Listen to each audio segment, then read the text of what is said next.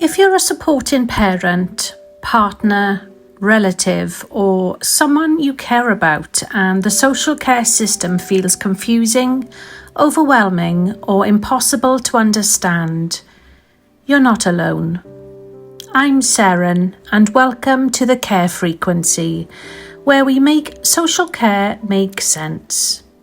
So today, I'll walk you through this step-by-step in plain English so you know what questions to ask and what options may be available.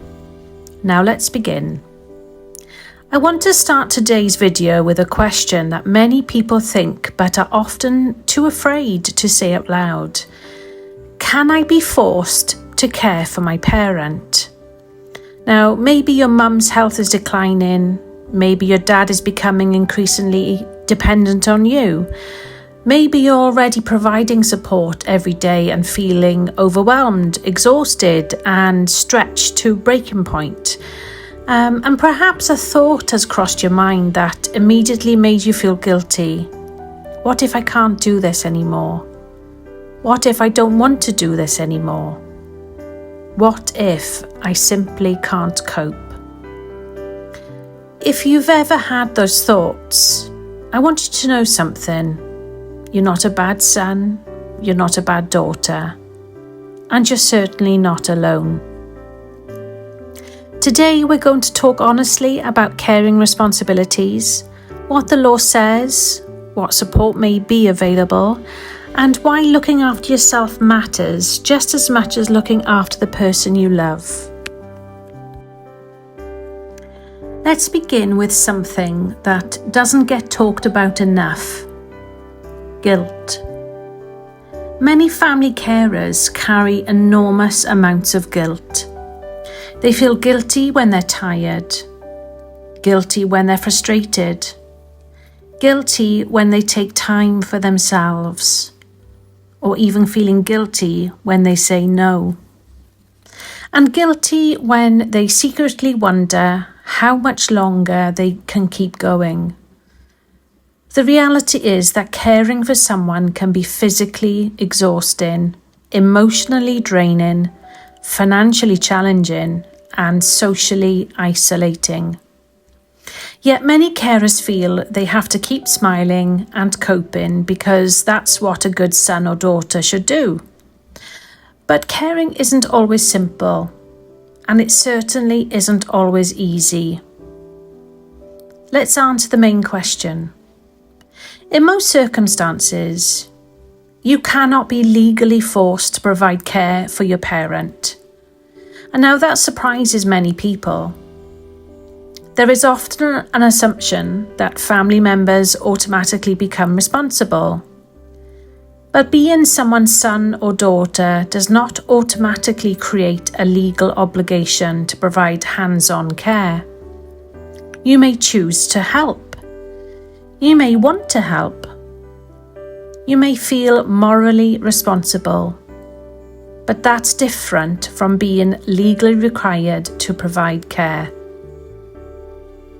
Many carers feel trapped, not because the law is forcing them, but because circumstances are. Perhaps there are no or other family members that can help. Perhaps finances are limited. Perhaps services are difficult to access. Perhaps the parent refuses outside help. Perhaps cultural or family expectations make saying no feel impossible. These situations can create enormous pressure. People often feel they have no choice, even when technically they do. This is one of the most common situations professionals encounter. A son or daughter is struggling, support is offered, but the parent refuses. They say, "I don't want carers. I don't want strangers in my house. I don't need help." The family member then becomes stuck in the middle, trying to respect independence while carrying increasing responsibilities. These situations can be incredibly difficult. And unfortunately, there are rarely simple answers. But it's important to remember that one person's refusal doesn't automatically make another person responsible for everything.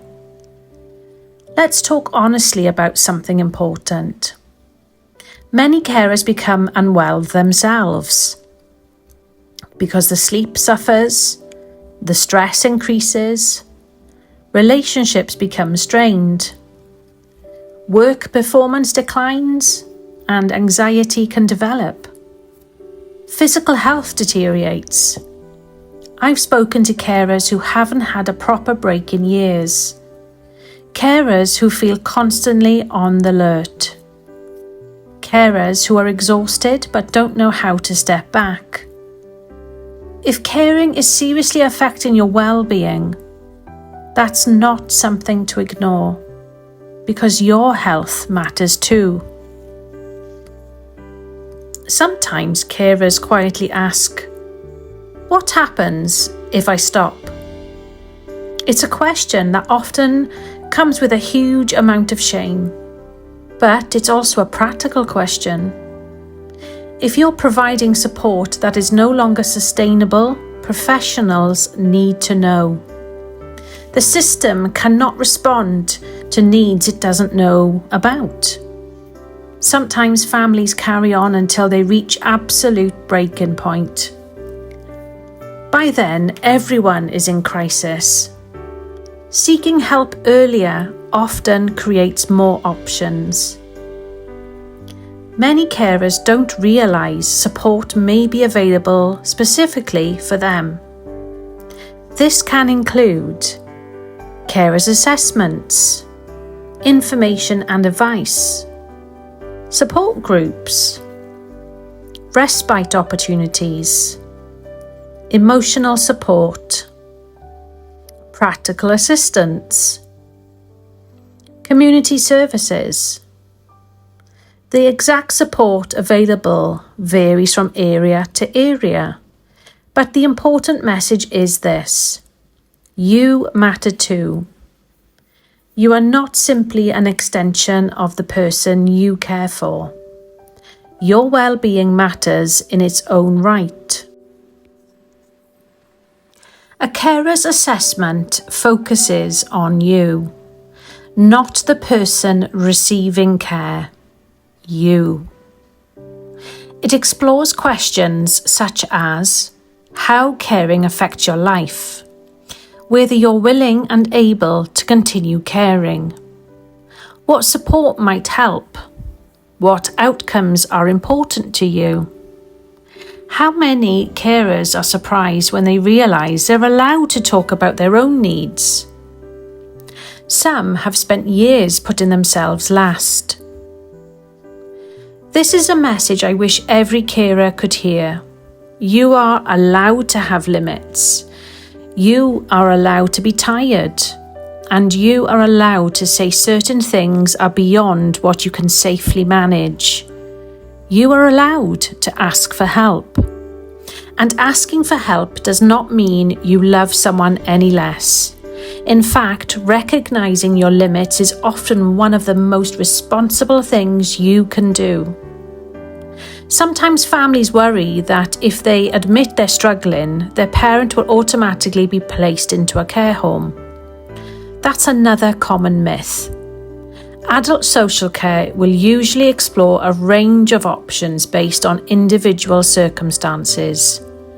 Support at home, equipment, community services, home care, day opportunities, respite. But every situation is different. The goal is generally to find the most appropriate support, not to jump straight to residential care. One of the biggest barriers to getting help is people pretending everything is fine. Family members say they're coping when they're not. Parents say they don't need help when they do. Everyone protects everyone else, and nobody talks honestly about what's happening really. Sometimes the most important step is having an open conversation. Acknowledging what's working, and acknowledging what isn't, and recognising that support isn't failure. It's often part of a sustainable plan. So let's, return to the question we started with. Can you be forced to care for your parent? In most situations, no. But many people still feel trapped by circumstances, expectations, guilt, or lack of support. If that's you, please remember this. You matter, and your well-being matters. And asking for help is not selfish, it's sensible. Supporting someone else should never mean sacrificing your own health entirely. If you're struggling, reach out. Talk to professionals, explore available support, and don't wait until you're completely exhausted before seeking help. Because caring works best when carers are supported too. If you found this video helpful, consider subscribing to the Care Frequency, and please like this video because the support really helps. And because social care doesn't just affect the person receiving support, it affects families too. And together, we can make social care make sense. Thank you.